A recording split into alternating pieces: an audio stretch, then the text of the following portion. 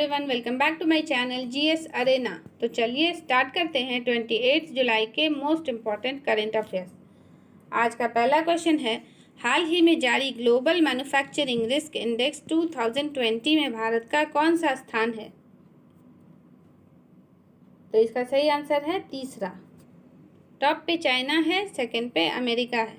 इस इंडेक्स से यह पता चलता है कि जो मैन्युफैक्चरिंग कंपनीज हैं उनके लिए मोस्ट सुटेबल देश कौन सा है। इसमें यूरोप, अमेरिका और एशिया पैसिफिक के 48 कंट्रीज पार्टिसिपेट करते हैं।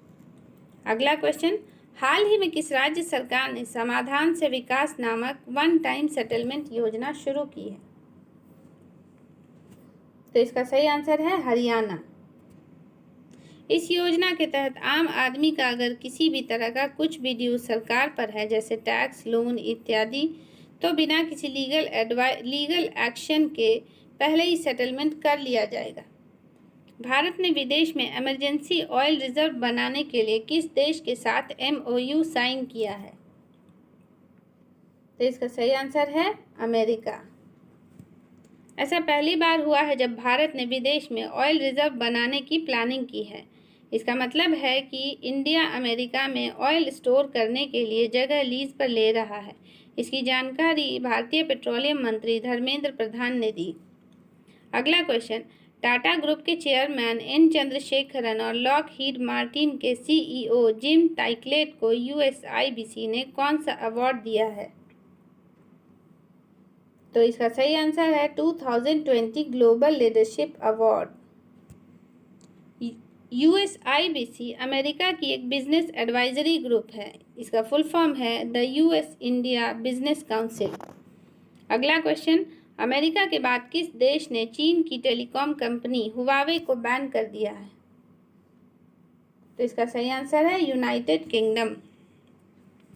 हुआवे के पास सबसे सस्ता 5G नेटवर्क है। हुआवे पर डेटा चोरी और सीक्रेट इन्फॉर्मेशन को लीक करने का इल्ज़ाम है। ब्रिटेन ने कहा है कि इससे देश को खतरा है।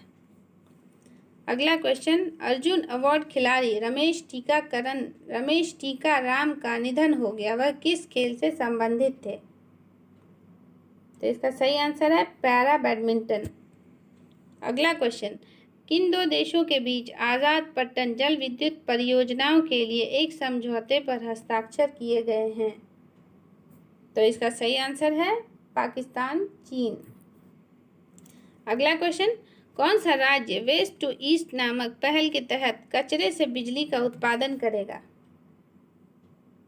तो इसका सही आंसर है उत्तराखंड। इस योजना के तहत सरकार ने कचरा से बिजली बनाने का फैसला लिया है। इससे कचरा डंपिंग की परेशानी खत्म हो जाएगी और बिजली की आपूर्ति भी बढ़ेगी। NTPC और IOC ने दिल्ली में वेस्ट टू एनर्जी प्लांट खोलने के लिए समझौता किया है। अगला क्वेश्चन, हाल ही में कोचीन शिपयार्ड ने इलेक्ट्रिक जहाज़ों के निर्माण के लिए किस देश के साथ समझौता किया है? तो इसका सही आंसर है नॉर्वे। कोचीन शिपयार्ड भारत का सबसे बड़ा जहाज़ निर्माता है।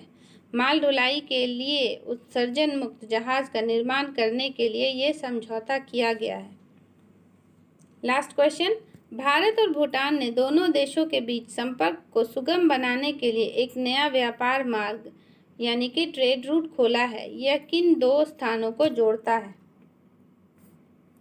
इसका सही आंसर है जयगांव और पसाखा।